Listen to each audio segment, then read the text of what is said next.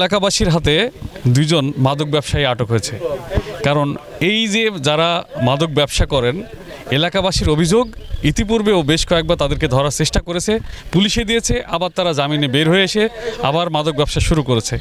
এই যে তাদের কাছে যেটি পাওয়া গেছে সেটি ট্যাপেন্টাডল ট্যাবলেট যেটাকে বলা হয়, এটি আকারে খুবই ছোট হওয়াতে পুলিশের পক্ষেও এটা ধরা প্রায় অসম্ভব হয়ে পড়ে।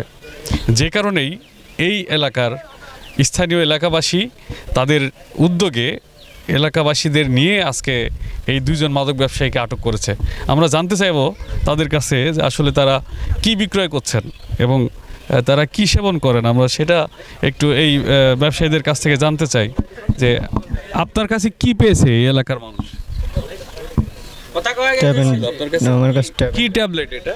ট্যাপেন্ডা। এটা খেলে কি হয় বলেন? এটা কি স্বাস্থ্যের জন্য উপকার না কি হয় এটা খেলে? না, ক্ষতি।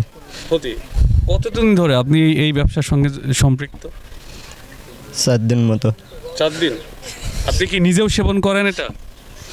না। আপনি সেবন করেন না? না। আপনাকে কেউ কি বিক্রি করে এটা? জি। কে বিক্রি করায়? জাহিদ। আরো একজন আছে, আমরা একটু কথা বলতে চাই তার সাথে। আপনার নাম কি? পলাশ। হ্যাঁ, পলাশ। আপনি কতদিন ধরে এই ব্যবসার সঙ্গে? আমি এগুলো খাই না, 3-4 দিন হলো খাইতে আইছিলাম। আইসে যে এরা আমাদেরকে আর কি ধরে। আপনাদেরকে এই যে ট্যাপেন্ডাডল বড়ি এগুলো কে দেয় আপনাদের? আমি হচ্ছে জাহিদের থেকে নিতাম। জাহিদের বাড়ি কোথায়? এবারে এই যে পাশে হরিশঙ্করপুর। আচ্ছা, হাউজিং হরিশঙ্করপুরে। আচ্ছা, তাই। কি পেয়েছে আপনার কাছে? কয়টা বড়ি ছিল আপনার কাছে? আমার কাছে কিছু পাইনি, এই ছেলের কাছে সব পাইছে। আপনি খাইতে আসছিলেন? জি।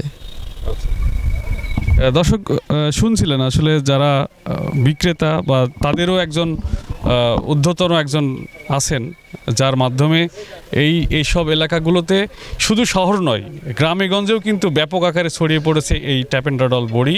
এর সাথে ইয়াবা নামের যে বড়িটি আছে সেটিও আছে। এটা আকারে ক্ষুদ্র হতে আসলে বুঝতে পারা বা সহজে ধরা যায় না। তো এইভাবে আসলে সাধারণ মানুষ বা স্থানীয় যারা আছেন, উঠতি বয়সী যুবক যারা আছেন, তারা কিন্তু ধ্বংসের একেবারে দ্বার প্রান্তে চলে যাচ্ছে দিনের পর দিন। স্থানীয় একজন কাউন্সিলর রয়েছে, আমরা তার সাথে একটু কথা বলতে চাই।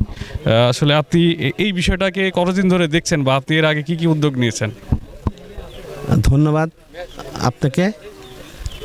আজ প্রায় 1-1.5 বছর ধরে এই উঠতি বয়সী ছেলেপেলেদের এই মাদকাসক্ত করছে এই জাহিদ নামে এই ছেলেটা। এই ছেলেকে ইতিপূর্বে আমি 2বার ধরাই দিছি প্রশাসনকে দিয়ে, বা ধরে প্রশাসনিক দেওয়া হয়েছে। সে পয়সা দিয়ে প্রশাসনকে ম্যানেজ করে সে আবারও বেরোয় যায়। তো এরপর আমি মনে করলাম প্রশাসনকে আগেই দেব না, আমরা এলাকার জনগণ সবাই মিটিং করে ঐক্যবদ্ধ হয়ে আমরা সবাই তাড়ি ধরে ওকে পিটায়ে তারপরে আমরা প্রশাসনকে দেবো। তা নাহলে তো আসলে কেউ ভয়ও পাচ্ছে না।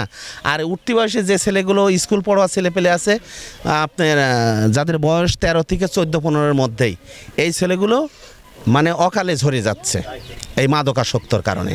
এরা ট্যাপেন্ডার বিক্রি করছে, ইয়াবা বিক্রি করছে, হিরোইন বিক্রি করছে প্রতিনিয়ত। এদের আমি এখান থেকে তাড়া দিচ্ছি, ওরা আর একটা জায়গায় এই আঁকড়া করছে, আবার ওখান থেকে তাড়া খাচ্ছে আর একটা জায়গায়, কিন্তু ব্যবসা বাদ দিচ্ছেন, এরা ব্যবসা চালিয়ে যাচ্ছে। অনেক ধন্যবাদ আপনাকে। আমরা আরেকজন আসলে স্থানীয় এলাকাবাসীর সাথে কথা বলতে চাই। আপনি কি দেখলেন আসলে এখানে কতদিন ধরে চলছে, বা আপনি কি মনে করেন যে এটা কি এভাবে চলা কি ঠিক, নাকি আপনার কি মনে হয়? না, এটা চলা ঠিক না। আমাদের এলাকায় ধরেন এই সরকারি ফার্মে এখানে অনেক ছেলেপেলে আছে, মানে এরা দুজন না, শুধু এরা দুজন ব্যবসা করছে, কিন্তু নেশা করার অনেক ছেলেপেলে আছে। এমন ছেলেপেলে আছে যা দেখলে খুবই কষ্ট লাগে যে এইসব ছেলেপেলে নেশা করছে। এরা এই নেশা করে ধ্বংস হয়ে যাচ্ছে। অল্প বয়সী ছেলে কেবল বিয়ে শাদী করে, যা কোনো বিয়ে শাদী করিনি, এদের ভবিষ্যৎ কী হবে? আমরা এলাকার মুরব্বী হিসাবে যদি কখনো জিজ্ঞাসা করি যে বাবারে তোরা কী করছিস, এটা খাইস না, তখন বলে আমার টাকা আমার কাছে তোমার কি, তোমার কাছে তুমি যাও। আর আমার মতো লোকের আর কিছু বলার থাকে না, আমার কাছে আমরা বেড়াই। এই জন্য ধরেন এই সরকার ফার্মে তার মানে আসতেই কষ্ট লাগে। আসলে দেখা যায় এই পরিবেশ সব বসে বসে নেশা করছে, গাঁজা খাচ্ছে, কেউ গাঁজা খাচ্ছে, কেউ ট্যাবলেট খাচ্ছে, কেউ জিমে বসে আছে।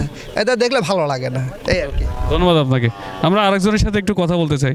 দাদা, আপনি কি দেখলেন আজকে এখানে এবং কতদিন ধরে দেখছেন এরকম? এ তো আর দীর্ঘদিন 4-5 বছর ভরে তিরাই তাই চালাচ্ছে। ইয়ার কর্মই আছে এটা ইয়ার না, এরা আছে রাতের কাম করতো, রাতের কাম করতে ভালো লাগে না। একটা বড়ি আছে 500 টাকা, এইটা দিয়ে রাতের কাম করে নাকি? এদের বারণ করা সত্ত্বেও এরা শোনে না। আমি একদিন হিন্দি গিয়ে 6 মাস আগের থেকে এডি কলিং করে ছাড়া দিলাম এইদিকে। এই আর খাসটি কান ধরে উঠালাম, বসালাম, তা মানে না। তো ধুলাই দেওয়া হয়েছে, একমাদিন ধুলাই দেওয়া হয়, এটাই আমি চাচ্ছি যাতে নির্মূল হয়ে যায়, এটাই। অনেক ধন্যবাদ।